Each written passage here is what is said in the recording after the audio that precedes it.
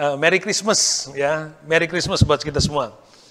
Saudara yang kekasih di dalam Tuhan, saya selalu membiasakan di dalam pelayan bahwa setelah kita masuk pada bulan Desember, maka itu adalah suasana Christmas buat kita.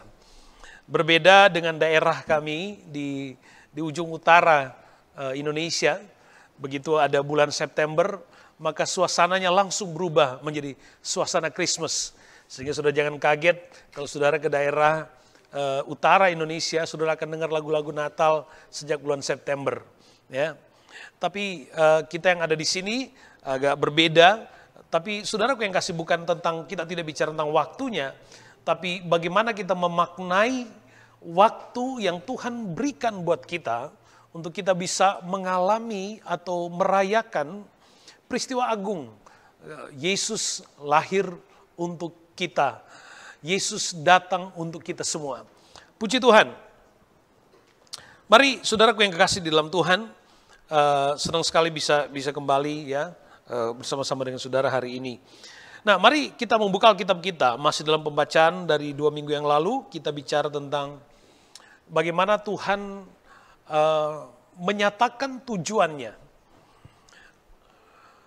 melalui para Majus yang datang dari timur, datang dari jauh. Dan mereka adalah para Gentiles, mereka adalah orang asing sebenarnya. Tapi demikian Allah mempercayakan pesan kelahiran Yesus Kristus melalui mereka. Dan tidak kepada para pemimpin agama, para ahli-ahli kitab yang ada di sekitar Herodes, yang tahu persis di mana Yesus atau Sang Mesias akan lahir. Dan Yesus dan berita tentang kelahiran Yesus dipercayakan Tuhan kepada para Majus, orang asing. Demikian juga saya menekankan bahwa ketika Herodes mendengar tentang berita Natal, maka di dalam hatinya dia merasa terganggu dengan pesan itu. Ya, merasa terganggu sehingga puncak dari rasa atau emosinya, kemudian kita akan melihat nanti dia membunuh anak-anak di bawah 2 tahun. Ya. Hanya untuk supaya tidak ada raja yang lain yang lahir di Israel. Dan pesan pada waktu itu adalah Christmas nggak boleh marah-marah. Ya, gitu ya. Christmas hatinya harus terjaga. Christmas hatinya harus penuh damai. Ya. Sebab hanya dengan memiliki hati yang siap, hati yang penuh damai, maka makna dari kelahiran Yesus Kristus secara penuh dapat kita nikmati. Sehingga perayaan Christmas tahun ini menjadi perayaan yang berbeda. Ya, itu yang kita harapkan, itu yang kita inginkan semua. Hari ini mari kita akan tetap melihat pada bagian pembacaan yang sama, Injil Matius pasal yang kedua, ayat yang pertama mulai. Saya coba memberi judul, hari datang untuk menyembah Dia. Kita baca keseluruhan dari perikop ini. Sesudah Yesus dilahirkan di Bethlehem di tanah Yudea pada zaman Raja Herodes, datanglah orang-orang Majus dari timur ke Yerusalem dan bertanya-tanya di manakah dia, raja orang Yahudi yang baru dilahirkan itu. Kami telah melihat bintangnya di timur dan kami datang untuk menyembah Dia. Kami datang untuk menyembah Dia. Ketika Raja Herodes mendengar hal itu, terkejutlah ia beserta seluruh Yerusalem. Maka dikumpulkannya semua imam, kepala dan ahli Taurat bangsa Yahudi. Lalu dimintanya keterangan dari mereka di mana Mesias akan dilahirkan. Ayat 5. Mereka berkata kepadanya, di Bethlehem di tanah Yudea, karena demikianlah ada tertulis dalam kitab Nabi. Dan engkau Bethlehem, tanah Yehuda, engkau sekali-kali bukanlah yang terkecil di antara mereka yang memerintah Yehuda. Karena daripadamu lah akan bangkit seorang pemimpin yang akan menggembalakan umatku Israel. Lalu dengan diam-diam Herodes memanggil orang-orang Majus itu, dan dengan teliti bertanya kepada mereka, bila manakah bintang itu nampak? Kemudian ia menyuruh mereka ke Bethlehem, katanya, Pergi dan selidikilah dengan seksama hal-hal mengenai anak itu, dan segera sesudah kamu menemukan dia, kabarkanlah kepadaku, supaya aku pun datang menyembah dia. Ayat 9. Setelah mendengar kata-kata raja itu, berangkatlah mereka, dan lihatlah, bintang yang mereka lihat di timur itu mendahului mereka, sehingga tiba dan berhenti di atas tempat di mana anak itu berada. Ketika mereka melihat bintang itu, sangat bersukacitalah mereka. Maka masuklah mereka ke dalam rumah itu dan melihat anak itu bersama Maria, ibunya. Lalu sujud menyembah dia.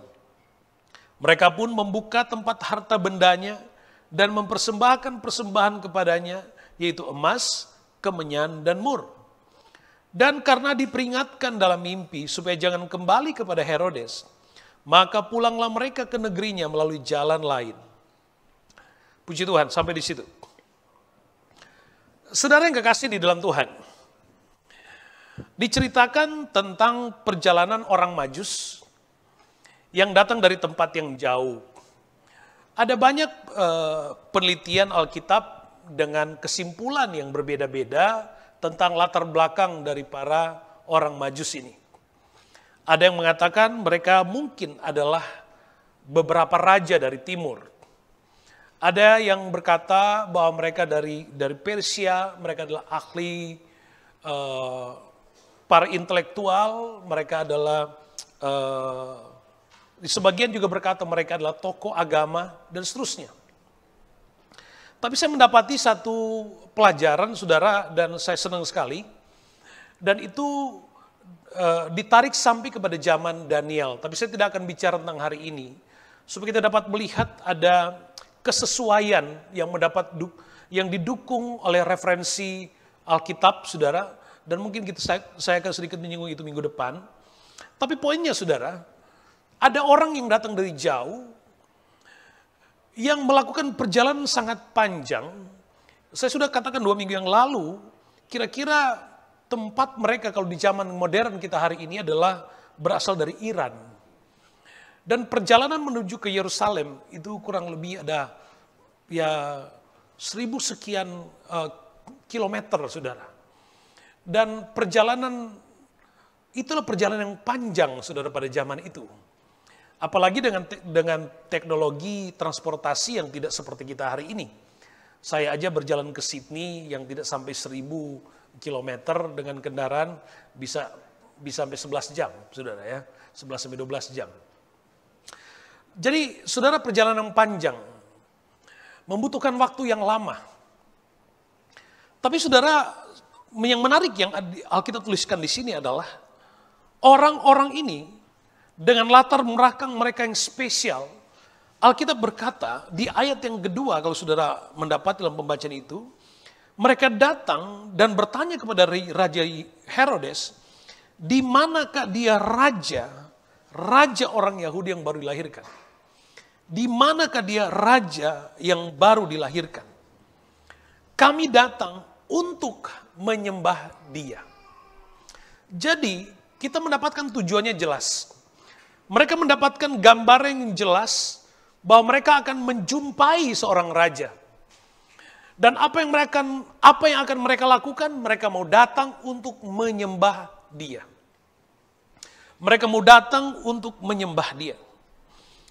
Nah, saudara, pada ayat yang ke-8, kalau saudara perhatikan di sana, saudara juga akan mendapati bagaimana Herodes berkata kepada para Majus ini, bahwa kalau kalian sudah, kira-kira dikatakan bahwa kalau kalian sudah menjumpainya, ceritakan kepada saya di mana dia dilahirkan, supaya saya bisa datang dan datang untuk menyembah dia. Saudara, di dalam kisah ini kita mendapati tentang figur dari para orang Majus yang datang dengan tujuan untuk menyembah dia. Ya. Dan kata menyembah yang digunakan dalam ayat yang kedua adalah menggunakan kata proskoneo, yang artinya bersujud atau seseorang yang bersujud di tanah. Bahkan lebih dalam pemaknaan akar katanya, seperti seekor anjing yang menjilat tangan tuannya karena kesukaan. Demikian digambarkan keinginan dari para Majus untuk datang menyembah. Tapi tidak dengan pada ayat yang ke-8, Herodes berkata, supaya aku juga bisa datang menyembahnya. Pretend untuk mau menyembah dia. Kalau kita lihat pada akhirnya, bagaimana Herodes yang merasa terganggu dengan berita Natal, kemudian dia justru membunuh anak-anak kecil. Jadi ada penyembahan yang benar dan ada penyembahan yang palsu di sana. Saudara, pada bagian ini saya ingin kita belajar tentang penyembahan atau menyembah dari konteks kisah ini. Dan kita akan melihat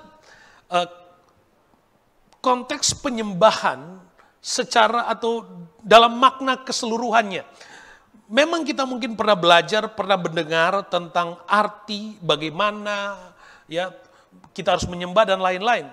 Tapi ini menjadi penting sebab penyembahan adalah salah satu yang diceritakan oleh Alkitab bagaimana orang Majus datang menyambut kelahiran Yesus dengan keinginan yang kuat untuk datang menyembah Dia.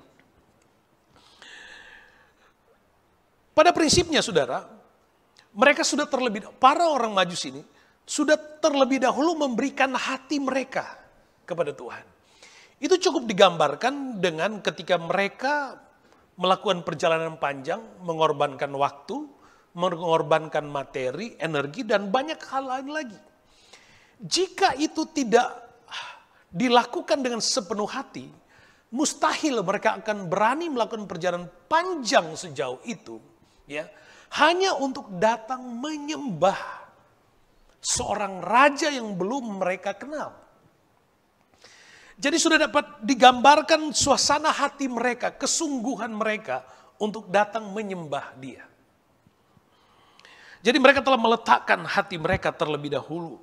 Mereka telah memiliki sikap yang benar untuk datang kepada sang raja itu. Makanya saudara, penting buat kita, saya selalu mengingatkan penting buat kita, kalau mau ibadah, ya, kita belajar menjaga hati kita dengan baik. Kenapa saya katakan tadi, 2 minggu yang lalu kita bicara tentang Natal nggak boleh marah-marah dan seterusnya. Kenapa? Karena kita harus menjaga suasana hati kita. Suasana hati kita seperti tempayan untuk kita bisa menampung berkat Tuhan. Ya, kalau bagaimana mungkin bejana atau tempayan itu retak karena sakit hati, retak karena rasa marah, cemburu, dan banyak hal lain lagi. Makanya saudara kalau mau datang ibadah, usahakan supaya kita tidak terintimidasi dengan keadaan atau suasana negatif apapun juga. Ya. Jangan sampai mungkin di rumah pas hari minggu pagi siang berantem suami istri misalnya. Pas sudah jam kita, oh iya mau kebaktian, awas kita lanjutkan nanti setelah ibadah berantemnya ya. Nah suasana seperti itu harus benar-benar kita jaga supaya jangan sampai terjadi di dalam kehidupan kita. Ini menjadi penting untuk mengingatkan kita kepada kehidupan untuk dapat menikmati tujuan dari kehidupan beriman kita yang sebenarnya kepada Tuhan. Kita maju terus saudara, perhatikan baik. Mereka datang untuk menyembah dan mereka sudah terlebih dahulu menyerahkan hati mereka. Penyembahan harus diawali dengan sikap hati yang benar. Tidak ada orang yang dapat disebut sebagai penyembah yang benar kalau hatinya tidak benar. Tidak ada orang yang dapat menyembah dengan baik dan benar kalau hatinya tidak benar. Jadi penyembahan dan penyembah yang benar diawali dengan suasana hati, kehidupan yang benar di hadapan Tuhan. Itu dulu, baru kemudian kita bisa bicara dengan. Jangan membatasi penyembahan hanya ketika kita mengangkat tangan, kita memuji, kita menyanyi dan seterusnya. Penyembahan tidak hanya terbatas pada hal itu. Makanya pada konteks kita akan melihat konsep penyembahan secara utuh yang diajarkan. Dan itulah cara terbaik untuk menyambut kelahiran Kristus. Menyambut kelahiran Kristus. Matius pasal 2 ayat yang 10. Perhatikan baik. Matius pasal 2 ayat ke-10. Ketika mereka melihat bintang itu, sangat bersukacitalah mereka. Waktu Herodes tanya kepada ahli-ahli agama, di mana Mesias harus dilahirkan? Mereka katakan di Bethlehem. Dan itu disampaikan kepada para Majus. Dan para Majus berkata, di sini katakan kemudian mereka mengadakan perjalanan ke Bethlehem. Dan waktu mereka melihat bintang itu, sangat bersukacitalah mereka. Sangat bersukacitalah mereka. Ingat, kita bicara dari hati yang adalah tanah yang subur. Ya, hati bicara tentang tanah yang subur. Kemudian itu dari hati itu tumbuh, ya, tumbuh suasana hati, keinginan untuk siap ditaburi. Maka saudaraku yang kasih dalam Tuhan, para Majus ini karena mereka punya motivasi yang benar untuk datang menyembah. Alkitab katakan ketika mereka semakin dekat dengan Bethlehem, ketika mereka melihat bintang di atas Bethlehem, Alkitab katakan maka mereka sangat bersukacita. Di terjemahan yang lain digunakan kata rejoice exceedingly with great joy. Sangat bersukacita. Kenapa mereka dapat sangat bersukacita? Karena sekali lagi, karena hatinya sudah benar. Karena hatinya sudah menjadi tanah yang subur. Jadi waktu benih itu ditaburkan, itu benih dia tumbuh. Saudara, bandingkan dengan Injil Lukas pasal yang kedua, ayat 10. Waktu malaikat bicara kepada para gembala tentang kelahiran Yesus. Lalu kata malaikat itu kepada mereka, jangan takut, sebab sesungguhnya aku memberitakan kepadamu kesukaan besar untuk seluruh bangsa. Jadi berita kelahiran Yesus adalah kesukaan bagi seluruh bangsa. Dan kesukaan di dalam berita Natal hanya dapat diserap, hanya dapat dirasakan, hanya dapat timbul, hanya dapat reaktif di dalam pribadi dari orang yang hatinya benar mau menyembah. Firman itu hanya akan dapat tumbuh di hati yang benar. Di tanah hati yang subur. Jadi karena hatinya benar, waktu mereka lihat, terkonfirmasi semakin dekat mereka. Mereka melihat bintang di atas Bethlehem. Mereka semakin bersukacita. Kenapa? Karena berita, karena suasana kelahiran Kristus itu menghadirkan sukacita, great joy di dalam diri mereka. Maka itulah yang menjadi dasar buat kehidupan saya dan saudara di tahun 2022 untuk memperingati Christmas di tahun 2022. Dengan apa? Dengan menjadi penyembah-penyembah yang benar. Menyembah Tuhan yang menyembah Bapa di dalam roh dan kebenaran. Kita terus, saudaraku yang kekasih. Jadi kita melihat dari awal para orang Majus, mereka datang tujuannya. Mereka ingin melihat raja. Dan yang kedua, kepada sang raja yang belum mereka kenal itu Alkitab katakan mereka ingin menyembahnya. Dan mereka sudah terlebih dahulu memberikan hati mereka untuk menyembah. Dan itu terus membentuk suasana hati mereka. Sehingga kelahiran Kristus memberi sukacita yang besar di dalam diri mereka. Makanya saudaraku yang kasih di dalam Tuhan Yesus Kristus. Christmas harus memberikan kita kesukaan. Christmas harus menimbulkan sukacita di dalam diri kita. Ada sukacita pelayanan. Haleluya. Saya senang banget ada pelayan-pelayan baru sekarang ya. Terima kasih Anda aktif masuk dalam pelayanan. Tuhan Yesus Anda pasti diberkati. Ya. Kesukaan dalam pelayanan. Kesukaan di dalam ibadah. Kesukaan dalam pujian penyembahan. Saudara yang kekasih di dalam Tuhan. Kalau saudara ibadah. Kalau waktu saudara melayani, ada sesuatu yang tumbuh, yang timbul di dalam hatimu. Ada apa? Ada semangat, ada gelora di dalam dirimu. Puji Tuhan. Berarti rohmu hidup. Tuhan mendapati hatimu benar. Sehingga ada great joy yang tumbuh di dalam hatimu. Jadi Christmas harus ada kesukaan. Karena Christmas adalah kesukaan bagi seluruh bangsa. Saya katakan 2 minggu yang lalu, yang awal jadi yang terakhir jadi terkemudian. Kenapa? Bayangin para pemimpin umat, tokoh agama Justru mereka tidak mendapat revelation tentang waktu kelahiran Yesus. Tapi justru itu didapat oleh mereka-mereka yang bukan orang-orang Yahudi, para Gentiles. Seharusnya kita yang hidup di dalam persekutuan dan budaya kerajaan Allah, kita yang seharusnya terlebih dahulu familiar dengan suasana kesukaan di dalam Tuhan. Makanya layani Tuhan dengan sukacita. Amin. Ya, layani Tuhan dengan sukacita. Kenapa harus melayani Tuhan dengan kesukaan? Karena ada pelayanan, ada suasana yang dapat merampas kita. Ingat, kita bicara tentang penyembahan yang benar dari para majus. Proskuneo, menyembah dengan cinta, sujud sungguh-sungguh. Tapi Christmas juga ada penyembahan palsu di situ yang dilukiskan oleh kehidupan Herodes. Saya tidak perlu mengurai deskripsi yang jelas tentang penyembahan yang palsu, tapi kita bisa menangkap. Makanya saudaraku, penyembahan yang benar dimulai dari hati kita. Haleluya. Ya, dimulai dari hati kita supaya kita dapat memuji Tuhan, menyembah Tuhan, menikmati hadirat Tuhan. Itu hal penting. Nah, kemudian saudara, Alkitab katakan mereka melihat bintang itu sangat bersuka cita mereka. 2 minggu yang lalu saya katakan bahwa sangat sulit bagi kita kalau ketika kita bicara tentang bintang. Kita lihat bintang di atas Brisbane. Wah. Maka orang yang ada di mana? Di Sydney juga akan berkata, kita melihat bintang yang sama di atas Sydney. Karena jarak.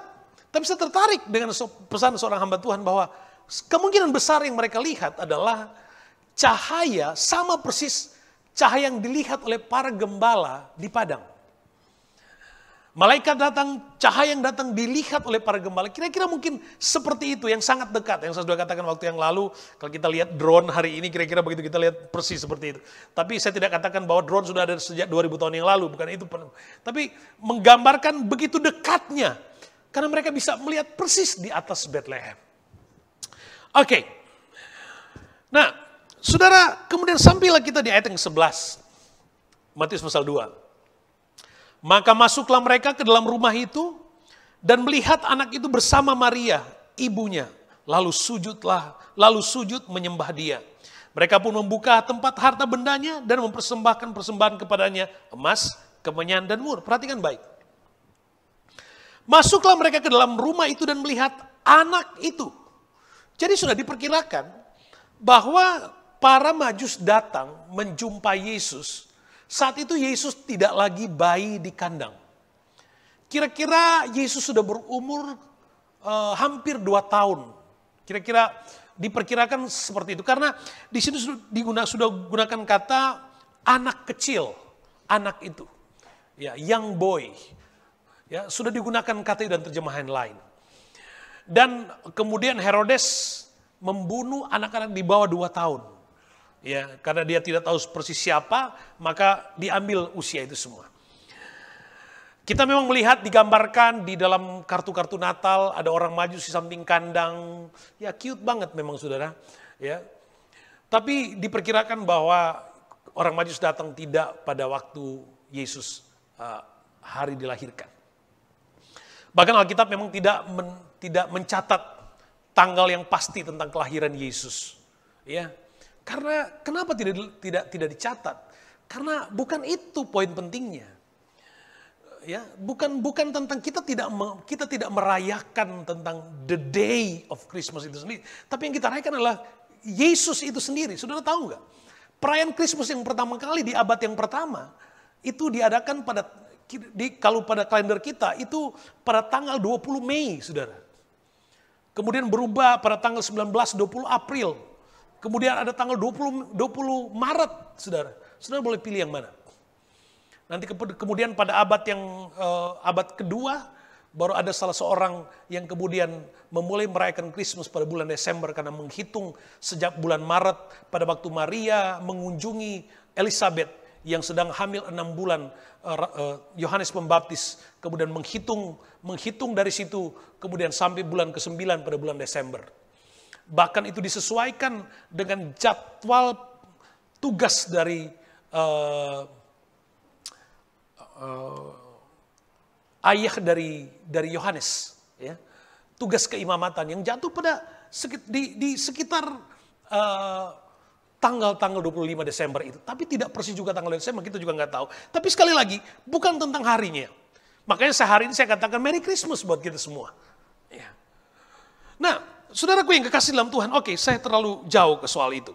Nah, perhatikan baik, dikatakan di sini, maka masuklah mereka dalam rumah itu dan melihat anak itu bersama Maria. Saudara, jadi orang Majus itu, mereka belum tahu, mereka belum kenal. Tapi Alkitab kata ketika mereka melihat anak itu, mereka sujud menyembah. Jadi saudara, mereka datang spesifik, datang menyembah Yesus, bukan yang lain. Tujuan mereka adalah Yesus. Jadi waktu mereka berkata, di manakah raja itu yang baru dilahirkan? Kami datang untuk menyembah dia.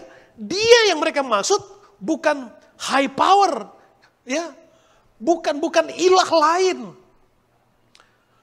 Tapi dia yang di sini adalah Yesus Kristus. Jelas tujuan. Waktu mereka melihat anak itu, waktu mereka melihat, jadi tujuan jelas. Penyembahan yang benar adalah penyembahan kepada Tuhan Yesus Kristus. Katakan amin. Dan tidak boleh ada siapapun yang merampas atau mencuri kemuliaan penyembahan itu. Sebab penyembahan itu hanya milik Kristus, bukan yang lain. Makanya saudaraku yang kasih dalam Tuhan, sebagai orang yang percaya, kita hanya boleh menyembah kepada Tuhan Yesus Kristus, bukan yang lain. Lalu apa dimaksud dengan penyembahan yang palsu? Penyembahan yang palsu terlihat menyembah, tapi tujuannya mungkin bukan kepada Kristus. Jadi setiap penyembahan yang tidak terfokus kepada Kristus, itu penyembahan yang palsu. Ada banyak penyembah-penyembah yang tidak berfokus kepada Kristus. Ada penyembah-penyembah yang berfokus kepada dirinya, kepada popularitas dirinya dan lain-lain. Itu semua disebut penyembahan yang palsu. Makanya kelahiran Kristus, saudara, di Indonesia kalau kita ada acara suka ada sambutan Natal. Maka sambutan Natal dari para Majus itu sambutan Natalnya dengan apa? Penyembahan yang benar.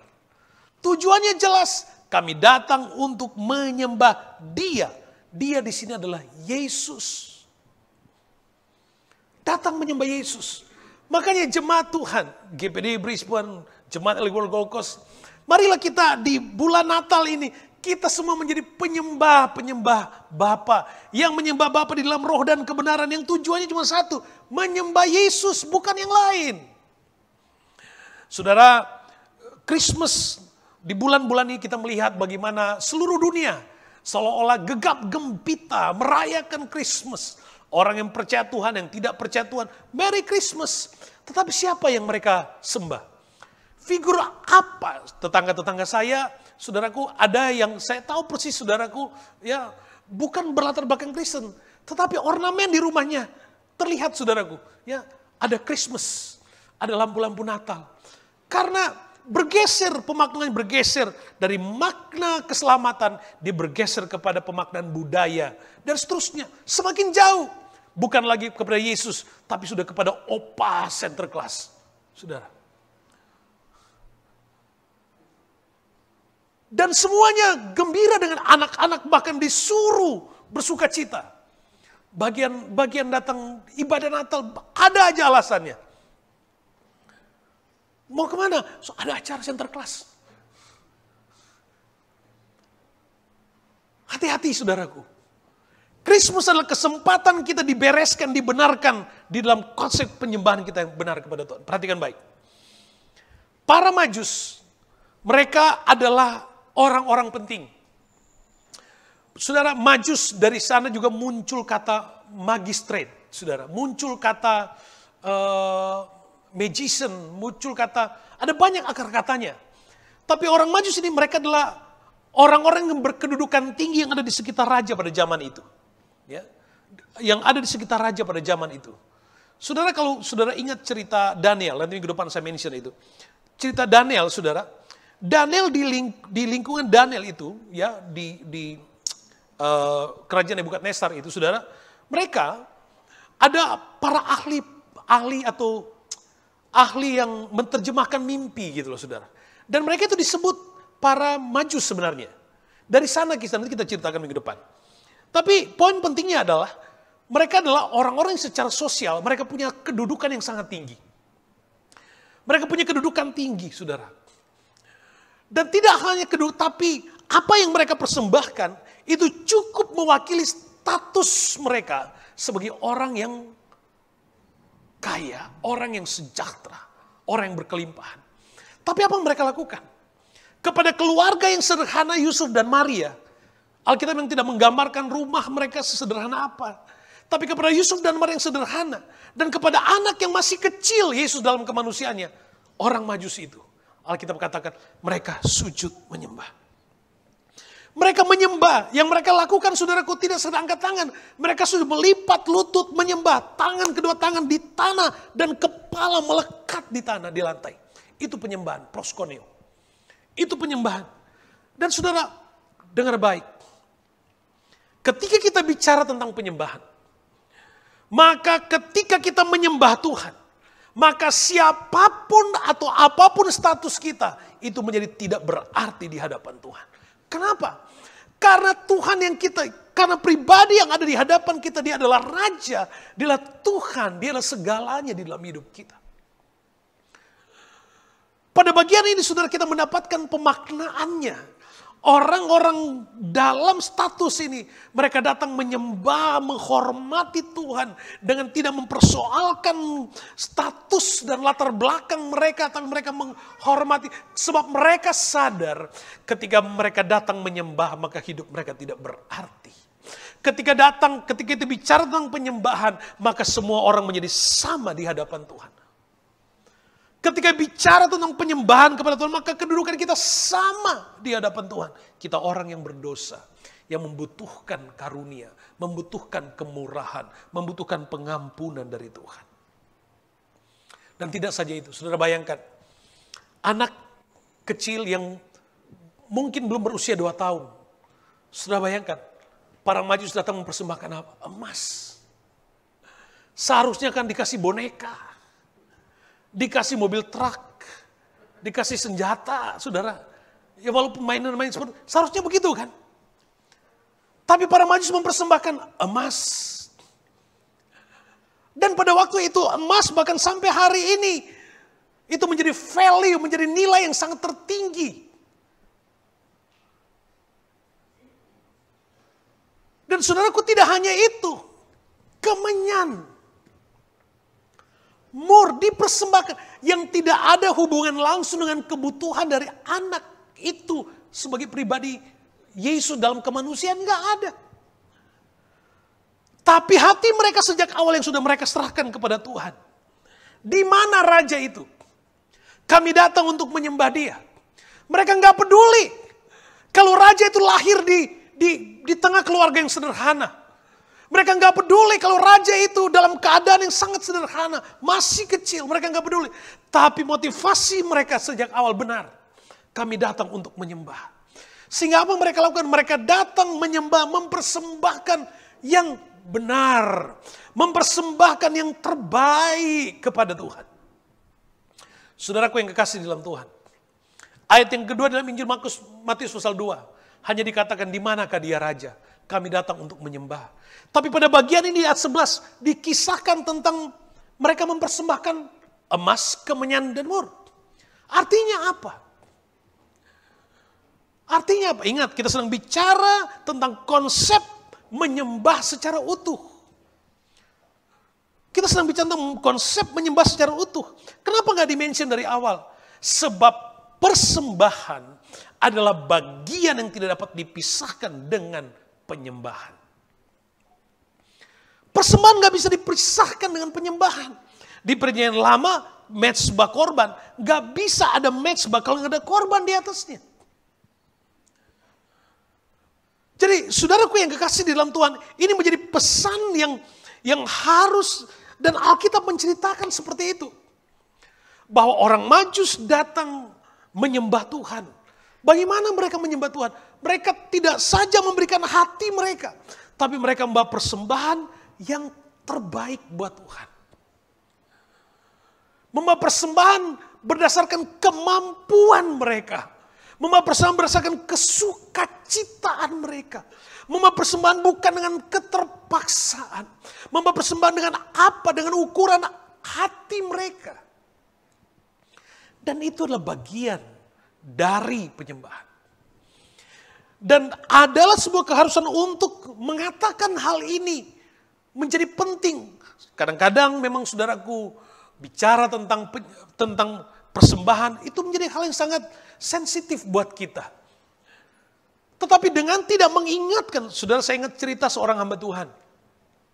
Seorang hamba Tuhan yang ketika dia sedang berkhotbah menceritakan bicara tentang penyembahan. Lalu kemudian saudaraku yang kekasih di dalam Tuhan, pendeta ini tidak sempat mention tentang persembahan. Di akhir ibadah, seorang jemaat datang kepada hamba Tuhan berkata, dia mengacungkan tangan, dia berkata kepada pendeta, dengan kamu tidak mengingatkan kepada umat pentingnya persembahan sebagai bagian dari penyembahan, kamu menghilangkan kesempatan kami untuk memberikan penyembahan yang benar kepada Tuhan. Toh soal penyembahan dan persembahan itu urusan Anda dengan Tuhan. Tapi tanggung jawab kami para hamba Tuhan untuk mengingatkan saudara, persembahan adalah bagian tidak bisa dipisahkan dengan penyembahanmu kepada Tuhan. Kita bicara tentang konsep penyembahan dan itu yang Alkitab ajarkan buat kita. Dan saudaraku yang kekasih di dalam Tuhan, orang-orang yang menyembah Tuhan dengan benar, yang hatinya terjaga dengan benar, adalah orang-orang yang dapat menikmati kesukaan dengan benar. Lalu saudaraku, kenapa mereka mempersembahkan? Kenapa? Saya sudah katakan tadi bahwa emas, saudara, emas adalah ukuran dari nilai, saya nggak tahu istilahnya, saudara, ya, nilai, bahkan persembahan yang terbaik pada zaman itu dilakukan dalam bentuk mempersembahkan emas. Seseorang yang datang mempersembahkan sesuatu kepada raja, dia harus mempersembahkan emas, bukan yang lain. Jadi pada waktu orang Majus datang mempersembahkan emas, kita bisa melihat mereka acknowledge Yesus sebagai raja. Karena itu tujuannya. Mereka mempersembahkan emas karena mereka melihat dia sebagai raja mereka. Ini bukan soal bantuan sosial, bukan. Bukan. Tapi mereka acknowledge dia sebagai raja. Dan itu tujuan mereka. Sekali lagi, keseluruhan dari konsep tentang penyembahan ada di dalam kisah ini. Emas, kita bicara tentang emas. Saudara, emas dimention banyak sekali dalam Alkitab dibandingkan dengan silver, dengan bronze, dan hal-hal lain lagi sejenis. Dia digunakan, itu bicara tentang persembahan kepada raja. Itu emas.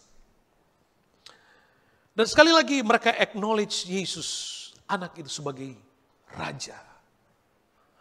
Dan Alkitab ceritakan, saudaraku, kemudian para Majus itu pulang. Dan karena diingatkan di dalam mimpi, mereka pulang dari jalan yang berbeda. Orang yang datang menyembah Tuhan dengan benar, dia pulang dengan kehidupan yang berbeda. Orang yang datang menjumpai Tuhan dengan benar, menyembah Tuhan sebagai penyembah yang benar, dia datang dengan kehidupan yang diubahkan oleh Tuhan. Para Majus mereka pulang dengan jalan yang berbeda. Kenapa? Karena ada pembelaan Tuhan. Mereka menghormati dia sebagai raja. Mazmur 95:3, sebab Tuhan adalah Allah yang besar dan raja yang besar yang mengatasi segala Allah. Raja yang besar. Mazmur 96:10, katakanlah di antara bangsa-bangsa, Tuhan itu raja. Pertanyaan buat kita, waktu kita menyembah dia, kita menyembahnya sebagai siapa? Iya, kita menyembah dia sebagai juru selamat. Kita menyembah dia sebagai tabib di atas segala tabib. Kita menyembah dia sebagai sumber hidup. Tapi jangan lupa, kita juga harus menyembah dia sebagai raja. Sebagai raja. Keteladanan di dalam peristiwa ini kita bisa melihat bagaimana para Majus datang menyembah Dia sebagai Raja. Yesaya pasal 9 ayat yang kelima. Sebab seorang anak telah lahir untuk kita. Seorang putra telah diberikan untuk kita. Lambang pemerintahan ada di atas bahunya. Dan namanya disebutkan orang penasehat ajaib. Allah yang perkasa. Bapa yang kekal. Raja damai. Christmas adalah momentum kita menyembah Tuhan dengan benar. Dan penyembahan itu adalah menyembah Dia sebagai Raja, sebagai Tuhan. Raja di atas segala raja. Yeremia 23 ayat 5. Sesungguhnya waktunya akan datang, demikian firman Tuhan. Aku akan menumbuhkan tunas adil bagi Daud. Ia akan memerintah sebagai raja yang bijaksana. Dan akan melakukan keadilan dan kebenaran di negeri. Sudah dinubuatkan, Dia datang untuk memerintah sebagai raja. Jadi mari kita umat Tuhan menyembah Dia sebagai raja. Raja damai. Menyembah Tuhan dalam penyembahan yang benar di hadapan Tuhan. Seorang penulis sejarah Alkitab pernah mencatat bahwa peristiwa tentang ketika orang Majus mempersembahkan emas, kemenyan, dan mur itu menggenapi nubuatan firman Allah dalam Yesaya pasal 60 ayat yang kelima. Pada waktu itu engkau akan heran melihat dan berseri-seri. Engkau akan tercengang dan akan berbesar hati. Sebab kelimpahan dari seberang laut akan beralih kepadamu. Dan kekayaan bangsa-bangsa akan datang kepadamu. Orang datang dari jauh, dari timur. Mereka datang mempersembahkan dalam kelimpahan kepada keluarga, kepada Yesus. Untuk keluarga Maria dan Yusuf yang sangat sederhana. Dan itu pun menjadi modal buat mereka untuk mereka ke Nazaret. Karena pada waktu itu, kemudian Herodes membunuh anak kecil. Dan seterusnya, saudara. Makanya saudaraku, Yesus mengajar kita untuk berdoa. Datanglah kerajaanmu. Yesus ingin membangun mentalitas kehidupan rohani dari umat-umat Tuhan yang menjadi penyembah-penyembah Bapa, yang menyembah Dia sebagai Raja. Datanglah kerajaanmu. Suasana itu dibangun, mentalitas ini dibangun. Bahkan Alkitab katakan Matius 6 ayat 33, carilah dahulu kerajaan Allah. Itu semua bicara tentang penyembahan. Alkitab banyak bicara tentang kerajaan sorga, kerajaan Allah. Ada 70 ayat tentang kerajaan sorga. Ada 30 ayat tentang kerajaan Allah. Banyak sekali bicara tentang kerajaan Allah dan kerajaan sorga. Hanya untuk mengingatkan bahwa Tuhan yang kita sembah adalah Raja. Orang-orang di Yerusalem pada waktu Yesus datang, menunggangi seekor keledai muda. Orang-orang berteriak, Hosana, Hosana, dimuliakanlah Dia. Raja orang Yahudi. Disambut sebagai seorang raja. Bahkan ketika Yesus datang kembali, Wahyu pasal 19 ayat 16, dan pada jubahnya dan pahanya tertulis suatu nama, yaitu Raja segala raja, Tuhan di atas segala Tuhan. Saudara yang kekasih di dalam Tuhan, pada waktu kita nyanyi, pada waktu kita memuji Tuhan, kita sedang menghormati Raja di atas segala raja. Dan itu harus dibangun permanently di dalam pikiran dan hati kita. Menjadi orang-orang percaya yang menyembah Tuhan. Yang menghormati Tuhan. Yang memuliakan Tuhan. Karena Dia adalah Raja. Kalau kita ngerti Dia adalah Raja, kita akan sadar bagaimana cara merendahkan diri di hadapan Tuhan. Kalau kita nggak pernah mengakui Yesus sebagai Raja, sulit buat kita untuk dapat merendahkan diri di hadapan Tuhan. Dan karena Dia adalah Raja di atas segala raja, cara terbaik untuk menghampiri Dia adalah minta Dia datang sebagai Raja atas hidup kita. Datanglah kerajaan dan sambutlah Dia sebagai Raja dengan penyembahan sebagai seorang Raja. Jadilah penyembah, jemaat-jemaat Tuhan yang menjadi penyembah yang benar, yang hatinya terjaga. Yang ketika hatinya terjaga, dia menyembah dengan benar, benih firman itu masuk, dia akan bersuka cita. Apalagi ini berita Natal, kesukaan bagi seluruh dunia. Dan orang yang mengerti arti penyembahan yang benar, dia tidak pernah hitung-hitungan dengan Tuhan. Dia tahu bagaimana dan kapan dia mempersembahkan yang terbaik buat Tuhan. Bukan karena terpaksa, tapi hatinya terjaga. Dia menjadi orang yang generous. Orang yang dia ngerti bahwa persembahan adalah bagian dari penyembahan. Dan itu yang harus kita tumbuhkan. Kita bersyukur, saya memuji Tuhan. Sebab komunitas kita, jemaat-jemaat Brisbane, orang-orang yang ngerti tentang arti persembahan. Tuhan memberkatimu. Saudara yang melakukan itu adalah bagian dari penyembahanmu yang terbaik buat Tuhan. Itu yang menyempurnakan ibadahmu. Jaga itu sampai Tuhan Yesus datang kembali. Supaya kita didapati, kita ditemui sebagai orang-orang yang hatinya melekat erat kepada Tuhan. Tidak seperti Herodes. Pura-pura mau menyembah Tuhan. Orang yang pura-pura dalam penyembahan tidak pernah akan mengalami Tuhan. Orang yang pura-pura menyembah Tuhan, yang tujuannya bukan kepada Tuhan Yesus, dia tidak akan pernah mengalami apa arti kesukaan di dalam Tuhan. Hari ini kita semua diingatkan. Di dalam momen Christmas ini, biar kita ngerti, kita memberikan penyembahan kita yang terbaik kepada Tuhan. Biar Tuhan dapati hati kita, hidup kita sesuai dengan hati Tuhan. Kita bangkit berdiri bersama. Haleluya. Puji Tuhan. Puji Tuhan.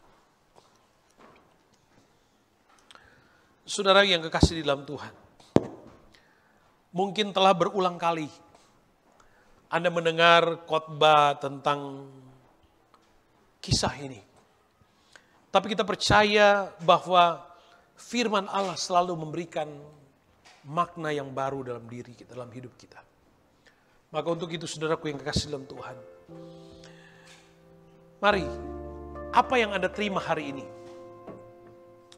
alami ini sebagai momentum perjumpaan kita ketika kita menyembah Dia sebagai Raja di atas segala Raja. Tuhan di atas segala Tuhan. Bapa untuk hidup kita. Puji Tuhan, saudara kita nanti akan masuk dalam perjamuan Tuhan nanti. Mari saudara kita memberikan hati kita, penyembahan kita. Menyembah Dia sebagai Raja. Menyembah Dia sebagai Tuhan. Menyembah Dia sebagai Bapa. Menyembah Dia sebagai Juru Selamat. Dia yang mati di kayu salib. Mengorbankan dirinya buat saya dan saudara. Haleluya. Puji Tuhan.